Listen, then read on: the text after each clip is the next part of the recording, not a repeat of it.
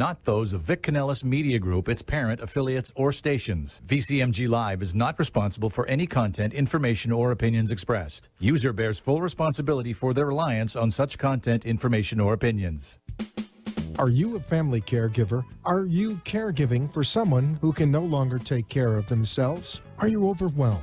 This is Caregiver Solutions Info with Marcia Teele. Marcia will be hosting an hour of true stories and information, tips and updates of the latest research and necessary information in the caregiving field, focusing on you, the family caregiver. An Alzheimer's disease and dementia care expert, Marcia has 15 years of hands-on experience at Arden Courts, a leader in assisted living dementia communities here in the U.S. Marcia covers everything you need to know as a family caregiver, especially if you care for a loved one with Alzheimer's disease or other related dementia or chronic illness. If you have a friend or relative that is also a family caregiver, call them now. They won't want to miss a minute. And let them know they can watch on caregiversolutions.info. And they can listen on WNN 1470 AM in South Florida or nationally on the iHeartRadio app. Now, sit back, relax, and learn from our host, Marcia Teele, as she brings information to you that may just be the caregiving solution you need. Hi, everyone, and welcome to the Caregiver Solution Info Show. I'm your host, Marcia Teele, and I'm so glad that you joined us today. Actually, this is the first time in our new digs here, and I'm so glad that you're here to join us in our new look. I'm also glad that you're here because we have a wonderful guest today. And as a caregiver, if you're a caregiver, and that is a hard thing to be, you understand a lot about how difficult it is to take care of not only the person you're caring for, but how to take care of yourself, in addition to all the responsibilities you have, not just for yourself, but for the other person who can't take care of things for themselves, especially if they're dealing with memory loss, some form of dementia like Alzheimer's disease or vascular dementia. And as a caregiver, we don't really know what to expect. So it's one of those jobs, and yes, it is a job. So if you think you don't work, think again. You might not get paid for it, but it is a job. And as having this difficult job, one that you've never really had training for, one that you never went to school for or university for, it's really hard because you don't know what to expect, and you're expected to perform well, at least in your mind. And it is something that every caregiver struggles with, some more than others. And so as a caregiver, you might be wondering, how do I know I'm doing the right thing? How do I know even what to do? How come I feel stupid? How come I feel crazy? How come I feel overwhelmed or stressed out? Should I be feeling this way? How should I even feel? There are so many questions that caregivers ask, and honestly, who can answer those questions for you? It can't be your adult children, because most times they live away from you, not in the same household, not in the same town, or sometimes not even the same state. So they don't understand your situation. You can't really ask your neighbors because they're not dealing with the same thing that you're dealing with. And maybe they have had some experience with their husband's cousin's mother, but does that really relate to what you're doing, right? So who can you ask? Where can you go for help? The answers are out there. And the first thing you have to know is to ask for help. And it's okay to ask for help. And there are people to help you. And yes, you can read books. And yes, you can go to support groups. But sometimes you just need a person, your person, that can sit down with you, listen to you, and help you untangle all of these thoughts and feelings that you have, and to give you hope, and to give you some great advice, and kind of share with you how you're doing. And so today we have just that person, and it's so exciting that she is here today to join me here in the studio. Her name is Lisa Salcedo, and she is a licensed clinical social worker. She has been doing this for many, many years. I met her about 12 years ago. We had an opportunity to work together, and we'll talk a little bit about that.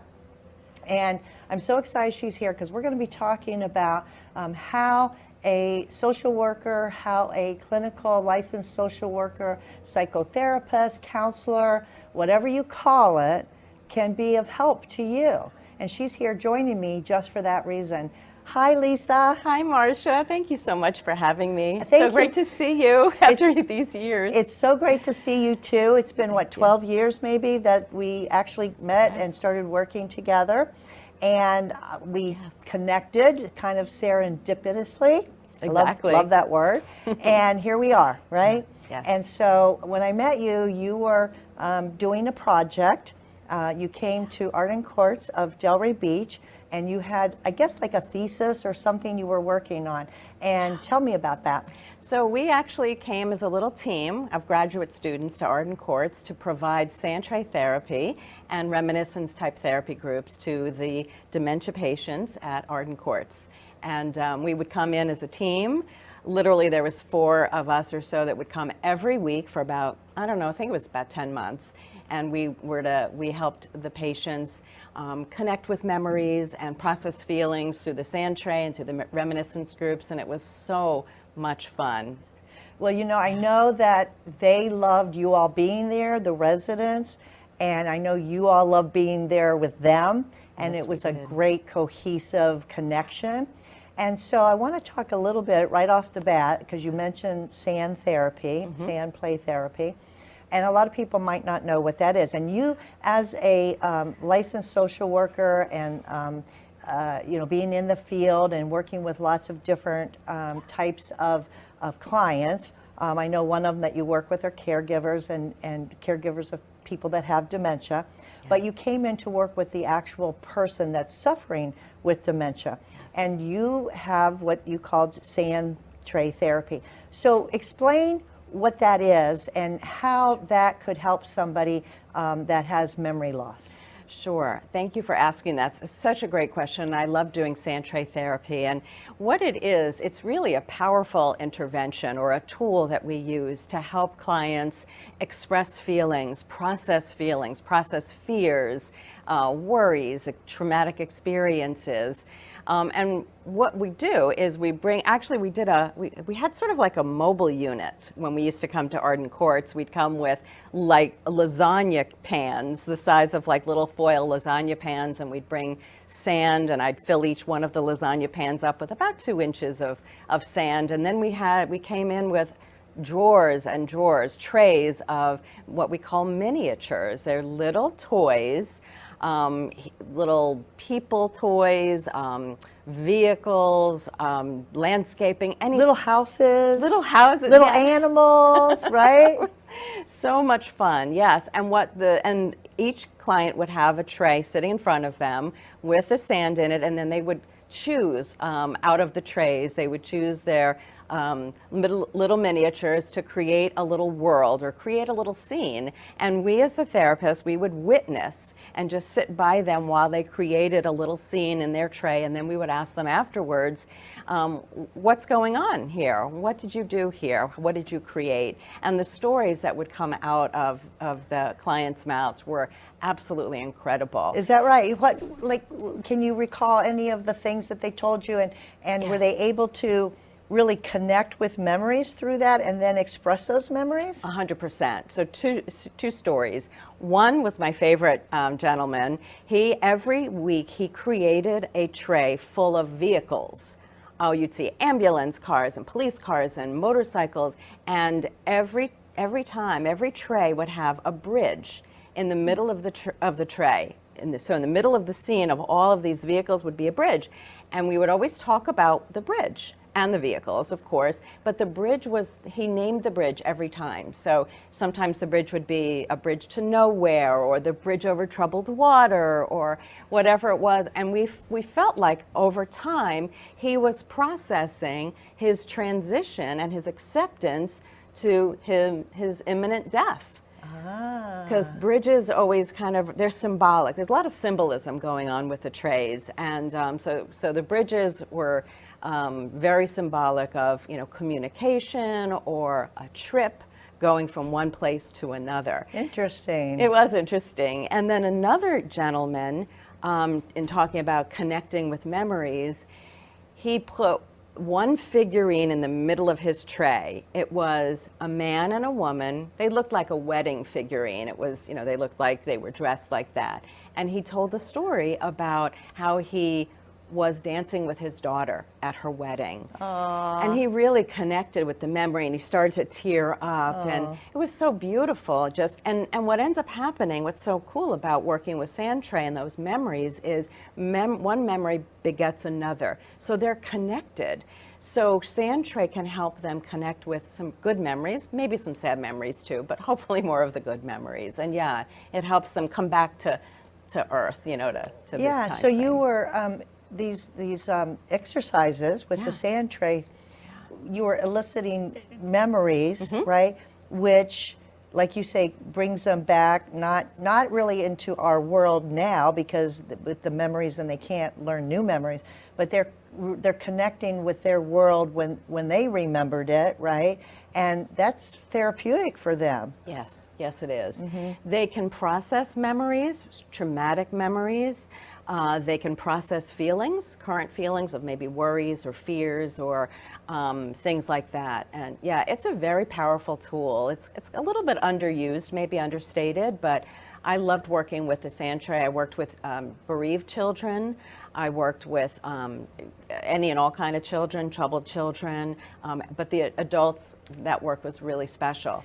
And you know what's interesting, what comes to mind, especially when you mentioned working with children, because sometimes working with children in that way brings out feelings or information that maybe they wouldn't feel safe about sharing otherwise, right? About when they've been traumatized and they go to the police and they try to figure out what happens.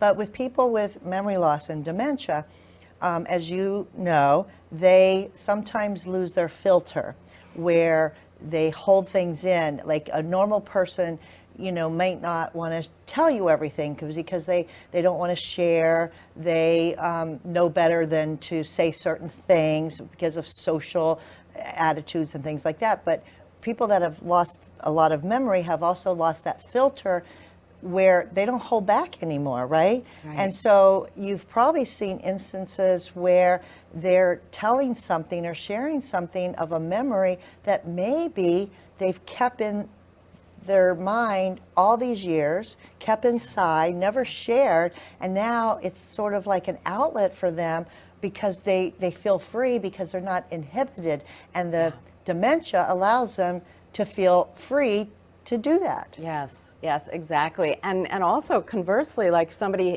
has difficulty expressing, so maybe they have difficulty verbalizing. Yes. Sand tray therapy is like perfect for them because it really does help with that expression of feelings. And it helps the aging population sometimes dig deeper. Like I think that's what you were alluding to. Sometimes those memories that are back in the recesses of their mind, really, or in the back of their heart, so to speak. Yeah, it's powerful. Right. Yeah. So if someone's listening to this and they are a caregiver, and maybe they have someone who's, mild to moderate dementia, who can still, follow directions and still verbalize, and they're looking for something to do with their loved ones, some kind of interaction.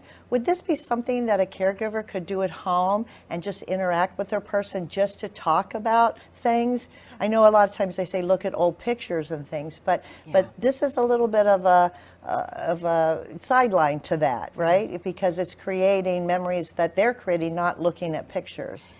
I think yes. The short answer to your question is yes. The thing is, though, if they needed like supplies, right? So you need like little figures. So if you have some toys for the grandkids or toys for the kids lying around, and there's superheroes or vehicles, and that would be really fun. Plus, it's really fun to play in the sand. The sand can be really calming and healing, and it's generally really cool. So maybe you just have coins and gemstones or something like that, or certain rocks. And go digging for treasure like you're at the Shells. beach, right? Exactly, yes. I think it would be awesome to use Yeah, that. that's just a great idea for every caregiver of something new, to do. And there's no right or wrong way to do it. There's no answers. It's whatever happens, happens. And I think that would be a good way for caregivers to connect. Yeah, I think so too. There's no rules. Yes. Just have fun. No rules, have fun. That's the rule, have fun. Yeah.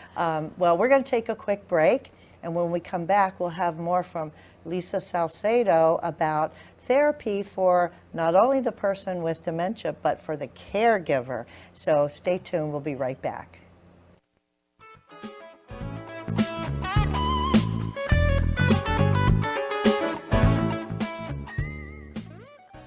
Arden Courts is not just a place to live, it's a place to call home. Residential living combined with quality caregiving. This is the philosophy behind Arden Courts. Communities created exclusively for individuals with Alzheimer's disease and related dementia who would benefit from a safe and structured environment. For additional information about any of the unique services Arden Courts provides, call 888-478-2410 to locate a community nearest you. Inquire about our educational seminars, resource library, or support groups, or simply feel free to ask questions you may have about Alzheimer's and related dementias. At Arden Courts, we know, we understand, and we can help because memory care is all we do.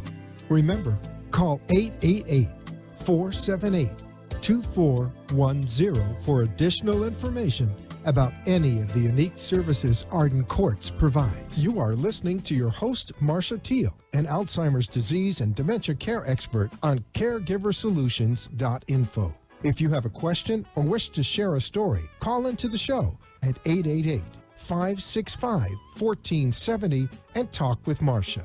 Now, back to Caregiver Solutions. I'm here with my special guest, Lisa Salcedo. Lisa is a licensed clinical social worker. She's a psychotherapist in private practice in Palm Beach County. She got her degree, master's degree at Barry University here in South Florida, and she's been in private practice ever since with a short stint, I would say, at hospice, right? And you had some experience at hospice. I want to talk about that a little bit because it's so important as a social worker to have that experience in a hospice setting, because you're dealing with people that are at extreme loss, that are grieving, that are going through extreme emotions. What did you learn from your time at the hospice, and how does it help you today in private practice with your social work? Oh gosh, so many things I learned. One of the things though that I think of first is being with clients who are in the midst of overwhelming emotions, right? It's very hard.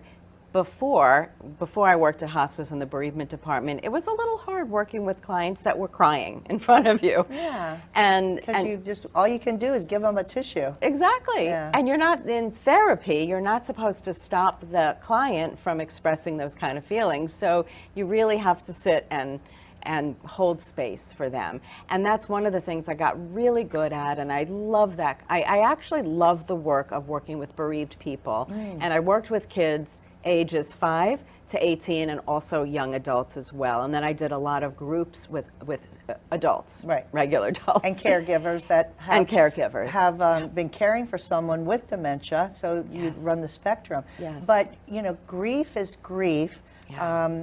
and it's very difficult for people to, like you say, sit there and let someone express themselves, because we all want to come to their rescue. We all want to, oh, it's okay, don't worry, pat on the back, here's a tissue. Right. But you learn after you've done it for a while or been around it for a while that people do need to express themselves, and they do need that time to let it out and to vent and to just, to do whatever they need to do to process it, right? Exactly. Yeah. That you- So, being that you were in this for some time and experienced it with a lot of people, is there a difference in grieving over a loss of something or maybe a job, as opposed to grieving over someone who had dementia, or even grieving over,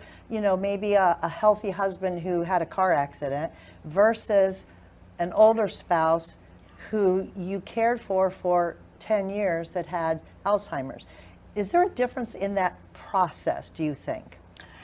So there's a lot of similarities. Grief is grief, like you were saying. There's lots of feelings that happen. There's sad, and it's not just anger or sadness. There's a myriad of feelings that one can feel when somebody actually loses a loved one, or even a job too, that kind of thing. When somebody is working with or grieving the loss of somebody who has had dementia, I think, let me just back up for just a second. When somebody has a loved one who has dementia, or really any kind of terminal illness, and that's not necessarily a terminal illness diagnosis, but there's something called anticipatory grief. So anticipatory grief begins when a diagnosis is given. So somebody with a diagnosis, say pancreatic cancer or even dementia, there's the beginnings of that anticipation of them passing away. So you start grieving right after the diagnosis because you kind of know it's coming. So that could go on for years, literally. Yes, exactly. And that's what I think is so difficult with caregiving a loved one that has dementia. You don't really know how long that grief or that is going to go on. I worked with a young girl in her 20s whose dad had a diagnosis of Alzheimer's. And she started grieving immediately because her dad was not her dad anymore. But he didn't pass until, I think, about 18 months afterwards. And so she had all that time to get all of the joyful memories and get some good stuff in there before he passed away, but he certainly wasn't her dad. And so she started grieving. And yeah, because he acted so different. Yes, and, so different. And you grieve the loss of that person's personality, of everything. Yes. They just don't act the same, right? So it's very, very difficult. And so, speaking of grief, are there specific things that anyone should do or can do if they're going through the grieving process? Because I've talked to a lot of people who have lost their spouse, and some seem to be able to move on quicker than others, and others hang on for years and years. And I'm curious, from your perspective, the reason for that, is it just because of the connection they had, or is it something to do with the way they process grief? Sure. I wish it was that simple. Like I could just give you like a one line. It's because of this, Marcia. But it really is complicated, and everybody's grief journey is different.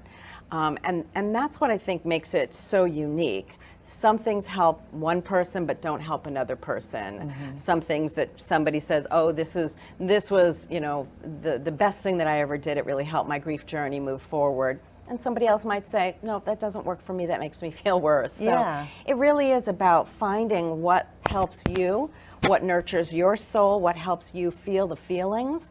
I definitely think feeling the feelings and being able to express those feelings or externalize those feelings is one way of really grieving in a healthier manner. If you're somebody who is not wanting to grieve, I mean, listen, nobody likes to feel bad. Sad and angry and broken, and it's an awful feeling.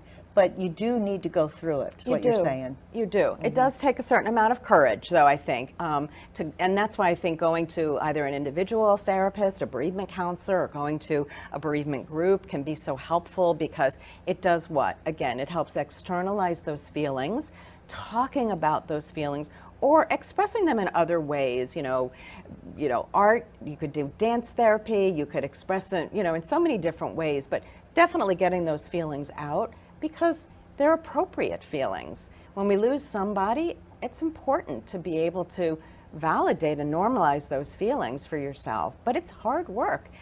So again, our culture really doesn't really encourage people to express their feelings. Like, we expect that people are going to get over the loss of their loved one in just a few days and get back to work or get back to life as normal. That's not really how it happens. Yeah. But to be able to be kind to yourself and use self-compassion and be able to express those feelings is really important. Well, I'm glad you said that because, because that is the perfect segue to the next thing I wanted to bring up.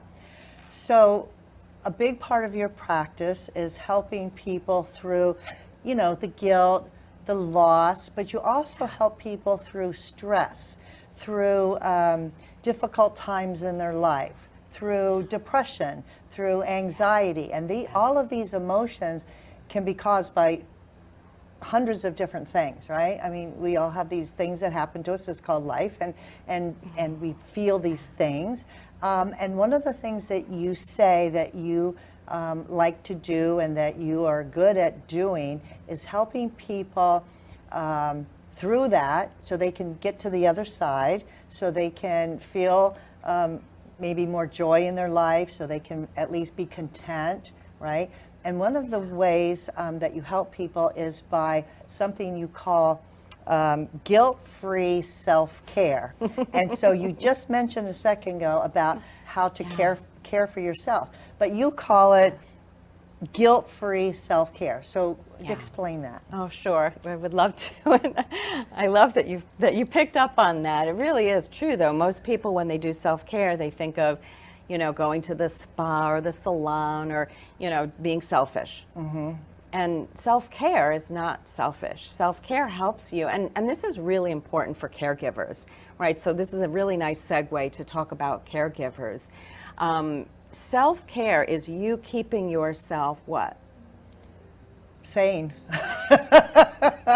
Exactly, in a word, yes, exactly, sane. And so it's about doing things for yourself. I mean, even things like hydrating and good nutrition and exercise, even just walking 20 minutes a day.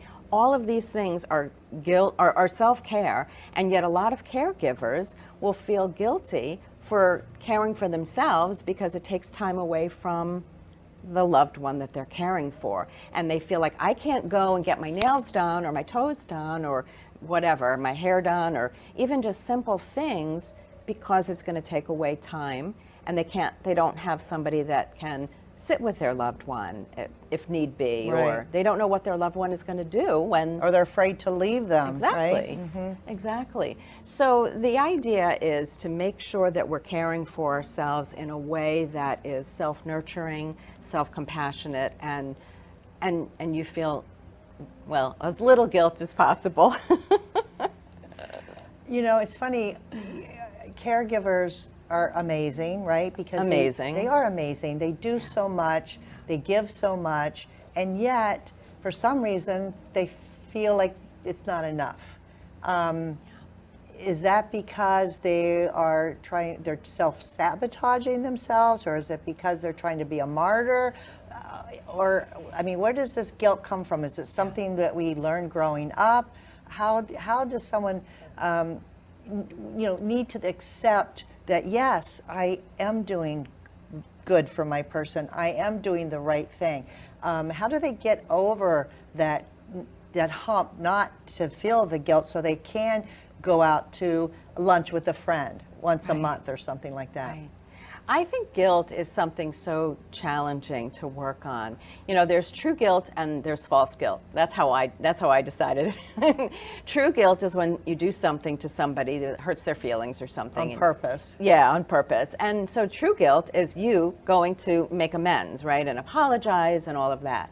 False guilt is when we think we should be doing something that we may or may not be, or maybe we're doing something or we're not doing something. I mean, there's all kinds of reasons to feel it, but it's guilt that we really shouldn't be feeling because it's not true. Okay. Right? And so I think a lot of times when we're caregiving for somebody, there's just always so much more to do. There's another phone call to make. There's another lunch to make. But that's the same as a younger, healthy person going to work every day. You don't finish the job every single day and start over fresh. It's always something more to do. So they have to find a balance because, like, okay, this isn't going anywhere. It's going to be here on my desk tomorrow when I get back. So I'm just going to walk away from it, go home, be with my family, get a good night's sleep, come back the next day. So if people thought about that, being a caregiver, that it's never going to go away, but you can't do it all even in 24 hours. You're never going to get it done because it's always going to be there. Maybe that would help with the mentality of, okay, I did what I could do today. It's going to be there tomorrow. I'll tackle tomorrow's problems tomorrow. Yeah, that would be great. That would be awesome. It's a way to look at it, I think. It's a great way to look at it. I also think that the caregivers, in my experience working with caregivers, they always want to do more, and they always think, oh, I need to go to the store, I need to make this other phone call, or I need to get this lined up. I think they're always thinking, maybe thinking ahead, and maybe even overthinking. And that's why I think it kind of gets in the way of doing things for yourself or just taking moments where you breathe. I also think there's a certain level of... Breathe. Take the deep breath. Just take the deep breath. You'll feel better. Take the deep breath. It really does help, right? It really does help. I could give you the science. There's science behind it. I know.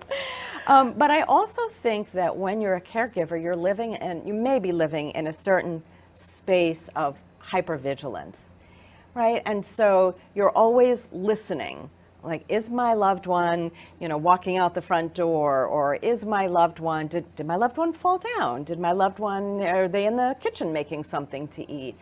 And I think it's very hard to relax when you're always kind of like this, like listening and straining to listen to what they're doing or what they're getting into. That causes someone to feel anxiety, right? Because you never know, and you're always like on pins and needles. Yes, and that's exactly right. And so sometimes they live in and we all do. I mean, I think when we're caregiving, maybe we're caregiving for children, right? Maybe we're caregiving for somebody who's ill, or somebody has a terminal illness or a dementia case. But I think it really is. It's like a chronic state of anxiety. Yeah. And that'll wear you down. Yes, and that's when people come to me, that's one of the things, when I hear clients talk about caregiving, my ears always perk up. I think, okay, I need to pay attention here, because caregivers do what? They pay more attention to their loved one than they do themselves. Not all the time, not everyone, not 24/7, right. But more than likely they're always caring. Yeah. And that's because they're wonderful people, of course, but I'm always watching for how can I help support my caregivers and help them think about themselves more, right? Because if they're healthier, physically, mentally, emotionally, they're going to be a better caregiver in the end. Yes. Yeah. The old saying, you can't pour from an empty cup, is so true. But again, it's hard to take those moments for yourself. I remember when I was working at hospice years ago, our caregiver groups rarely had anybody show up. Why? Because caregivers can't take any time off. Because they're busy caregiving. They're caregiving. So it was really hard. We had to figure out a way to help caregivers. And I honestly think the whole telehealth, like the pandemic, really brought in kind of a whole new way of looking at how we can support our caregivers. And I kind of love that, you know, it's like the Zoom way of doing things. Of course, I don't use Zoom, I use something, a confidential platform, or even though Zoom has there's good that came out of bad, and so to speak, right? The silver lining of being a caregiver, you can't go out of your house to a support group, but you can still do it online in your home, and that became a really, really good way for caregivers to connect and not be so isolated. And a lot of them now that can go to a support group in person prefer to just do it the other way, the new way, because it works for them. Yeah, it really does. It's so convenient.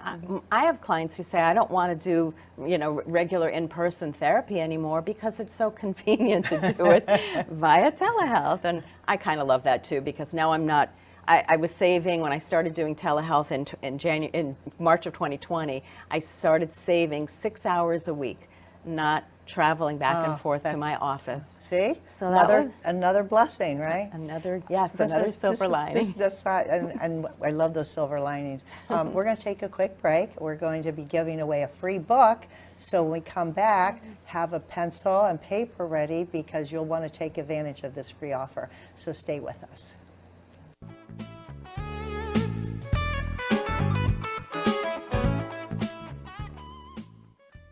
Feelings of depression, isolation, and frustration are common among persons living with Alzheimer's or related dementias.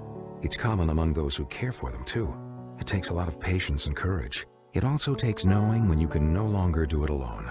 At Arden Courts, memory care is all we do. Talk to us. We know. We understand.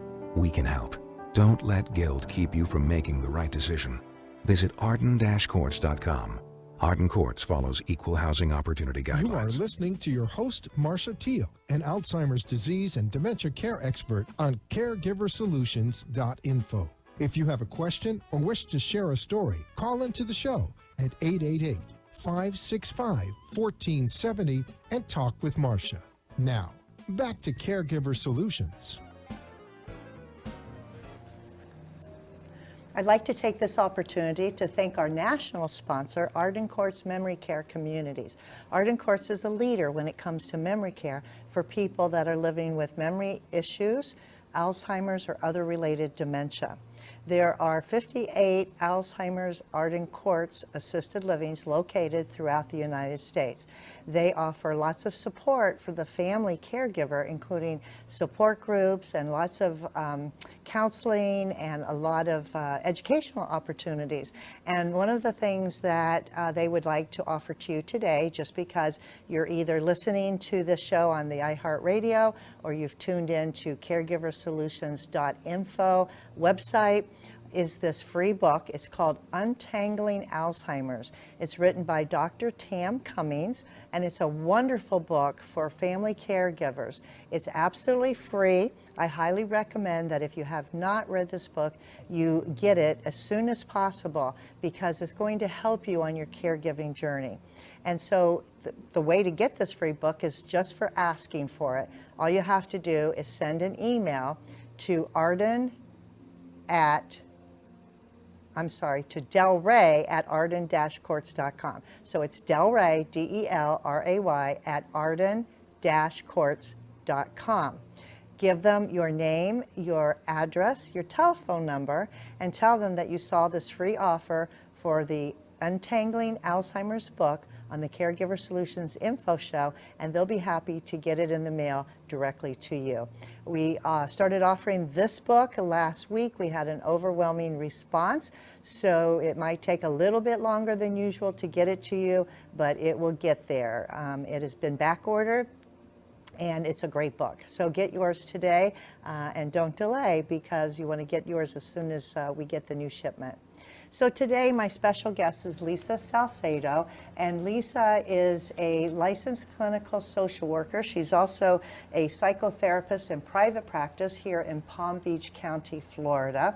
And she has been talking to us about helping caregivers through all kinds of emotions, through grief, through loss, helping them on their way, helpfully not to feel guilty about their caregiving, and all kinds of emotions. And we talk about how, Lisa, that is so important for someone not to do this alone, right? Yes. Because it is something, once a doctor told me that it takes a minimum of 6 people to take care of one person, because here you've got someone to cook, to clean, to entertain, to chauffeur, to take care of the bills for that part. I mean, and here a caregiver, a spouse, let's say, is trying to do it all on their own. So you can do it on your own, but at the detriment of maybe yourself getting down, getting overwhelmed, getting sick. And that is a statistic that over 60% of caregivers who don't take care of themselves properly while they're caregiving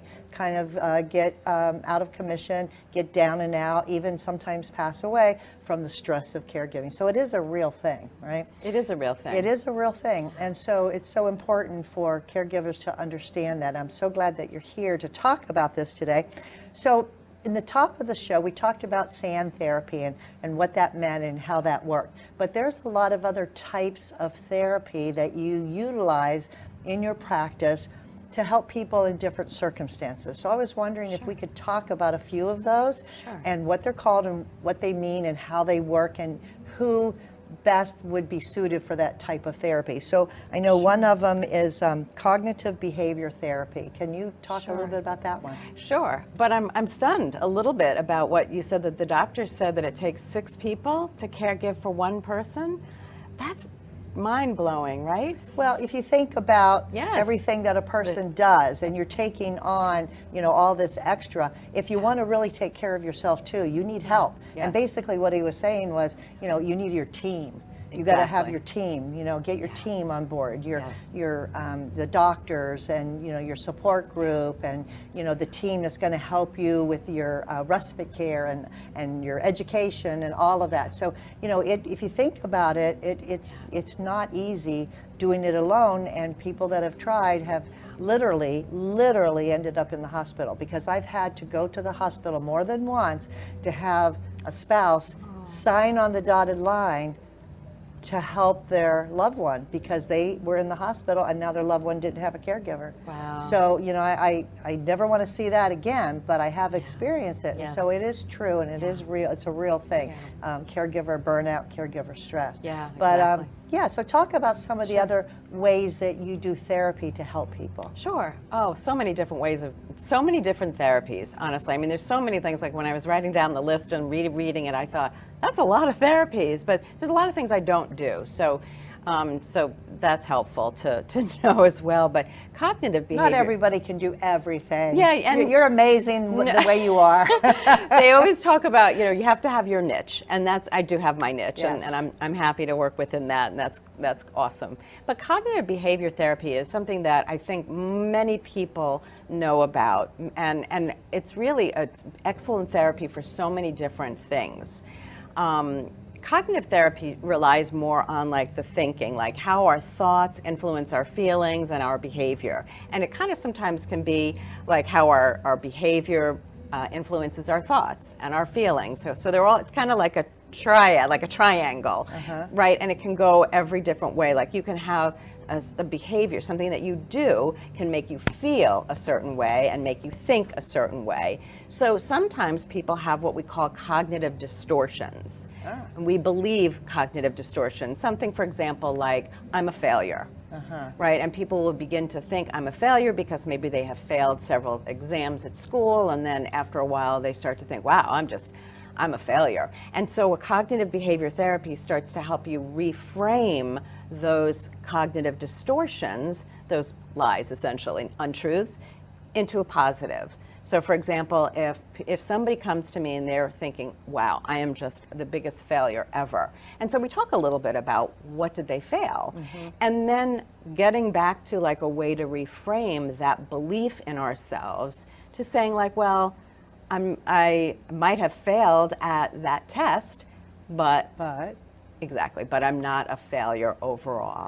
But I can also do better. I can do better. I Yep. can raise the score. I can, and things I can do, change your behavior to Yes. change your thinking. Yes, sort of. It's all related. Isn't that funny? I mean, it really is all related. And so, somebody who comes to me who has difficulty like making friends, because maybe they're like a negative Nelly, or maybe they just always come out first with the negative, or with pessimism. So we can talk a little I bit know about people like that. I think there's a How lot do of- I help them? there's a way just to reframe, to understand where that person's coming from, like really dig deep into maybe it was the way they were raised as a child, and they again develop this way of thinking, and maybe just with a little bit of a shift, like a paradigm shift, we can make things, they can be a little bit more positive in life. Not toxic positivity, but just a little bit more positive, and shift their life and become a little happier. And so you can do that with caregivers too. Whatever they're feeling, Yes. that they're not doing well, or whatever untruth that they're telling themselves, the way they see it. Well, exactly, because a lot of caregivers think they have to do everything by themselves, Yeah. right?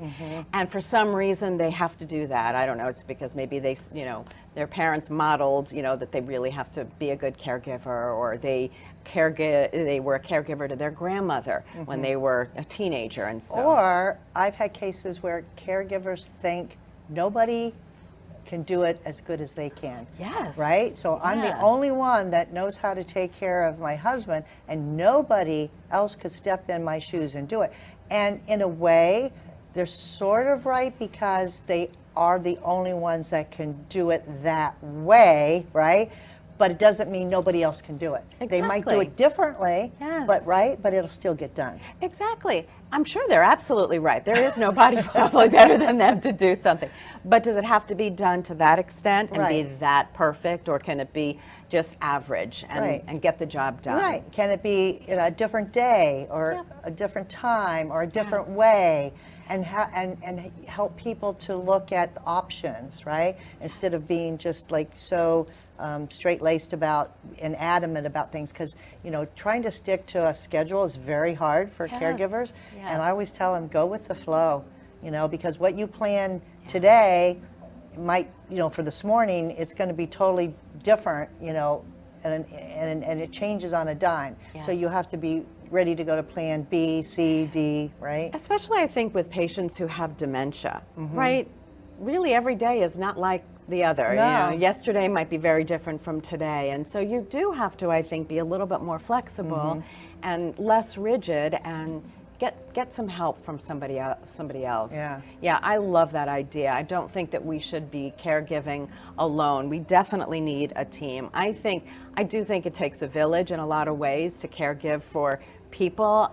One of my clients, when we were talking about self-care one day, said to me, and this was a young girl in her 20s, she said, when I'm doing good self-care, I'm doing something all day long.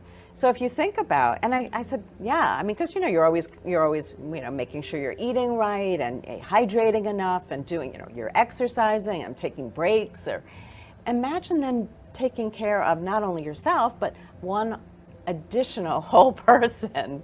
That's a lot of work. It is a lot of work. Getting help, It's almost like having, it's like a newborn baby. I mean, it's Yeah. constant, right? Yeah. So another one, I want to talk about another way that you help people through therapy. You have something called expressive arts. Okay. What's that all about? So expressive arts is basically like art therapy for those of us who are not registered art therapists. We call it expressive arts or expressive therapy. So you just doodle yourself until you doodle it all out of you, Yeah, right? you doodle out your emotions. Yeah, I could do that. It really encompasses anything. I mean, expressive arts can be journaling. It can be creating something with clay. It can be painting. It can be drawing. It can be just taking finger paints. It really can be making jewelry. Anything that anything that you use, anything like crafting in a way can help you express feelings, I think, if we do it properly. Okay. We can journal our feelings out. All of that is considered expressive arts. We can collage our feelings out. One of the groups that I do, we just made collages.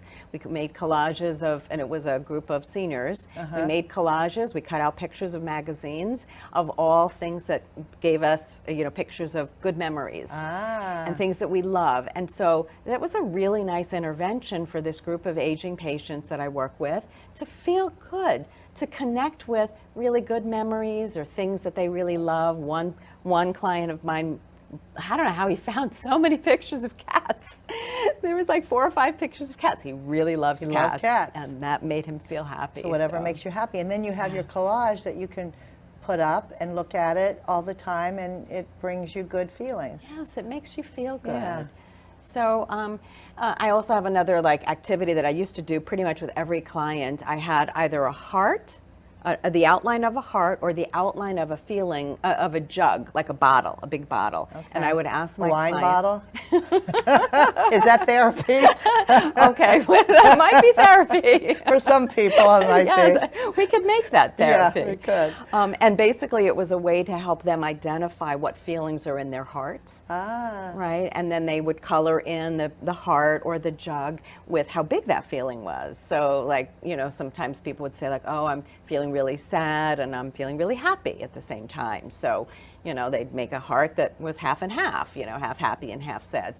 So that again helps people identify feelings and also be able to, because once you have identified your feelings, which is hard sometimes, right? Because Yeah. sometimes feelings can, Well, meld together. Yeah, and feelings, can, like you said, come from sometimes your thoughts. So whatever you're thinking and you're feeling, and then you act on it, and you have to figure out what you're feeling before you can deal with it, right? Yeah. Yeah. Sometimes I just think, if you're feeling sort of uncomfortable, you might not know exactly, using any of the feeling words, but you're feeling uncomfortable, and so you have to make yourself feel better in a way. So Right. it's hard to identify feelings sometimes, because again, sometimes they can all be together, all together in a ball. But you're good at helping Yes. people identify those. You have something that you say, and I like this because it's an old saying, but you put a little twist on it. And I read this on your bio.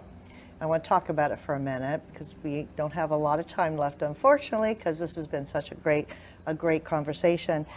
You say what you mean what you say, but don't be mean when you say it. Did I say it right? Yeah, exactly.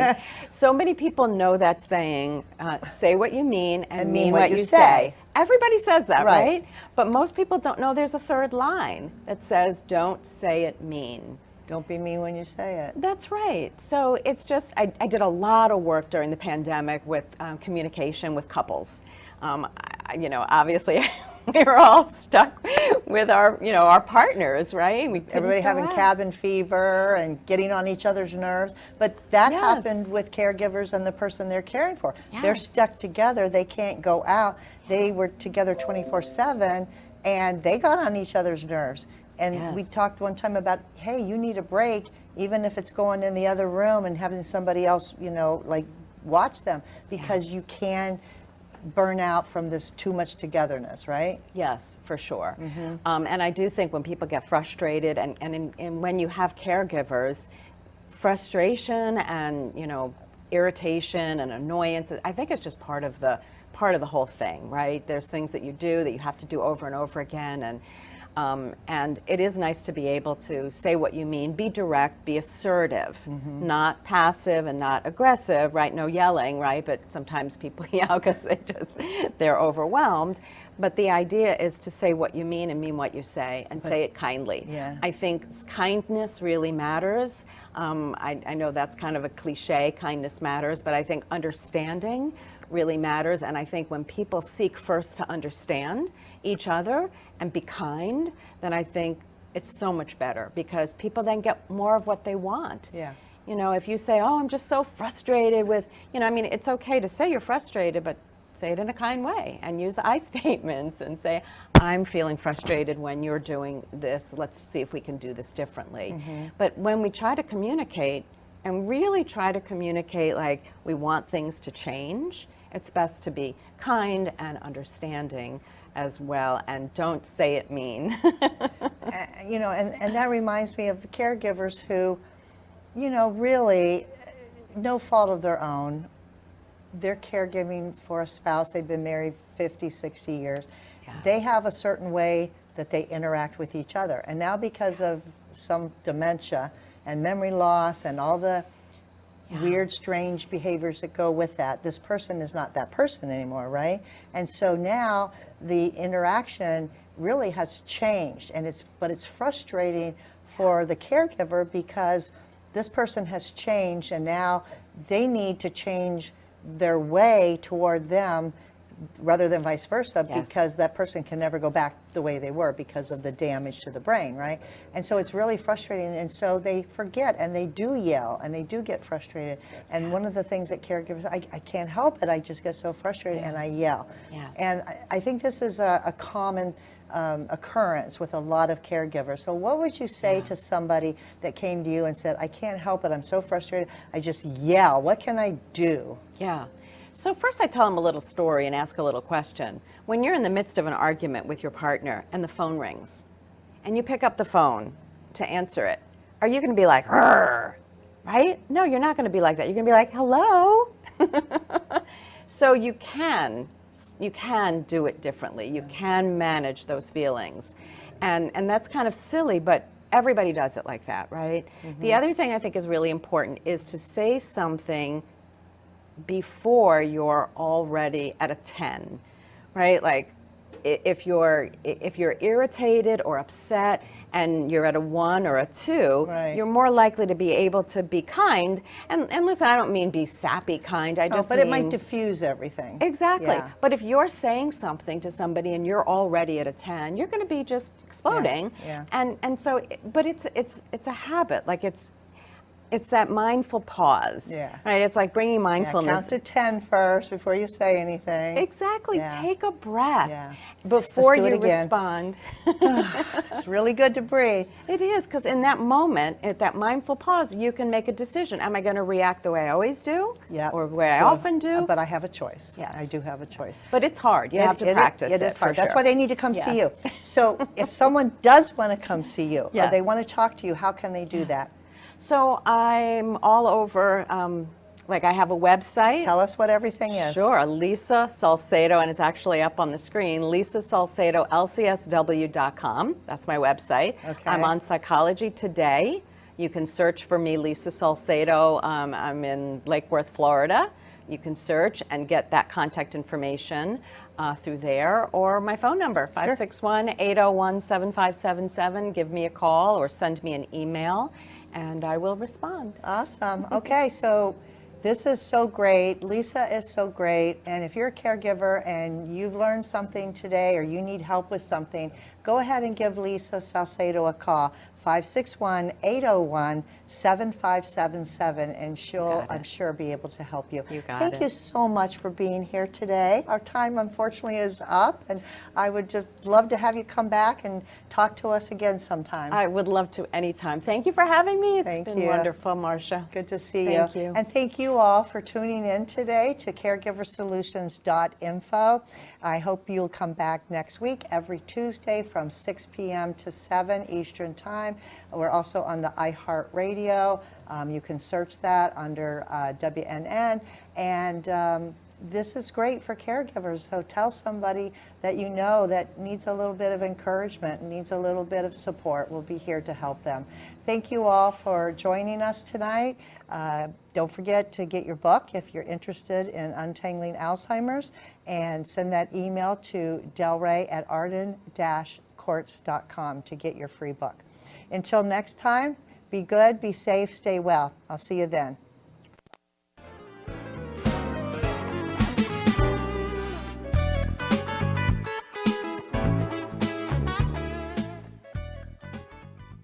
Thanks for joining us for this week's Caregiver Solutions with Marcia Teele. Join us next week as Marcia, who has 15 years of Alzheimer's disease and dementia care experience, brings you more needed information to help with the care of your loved one. This show can be seen again on caregiversolutions.info, and questions can be left on the site, which may be used on the program to help others. See you next week for more Caregiver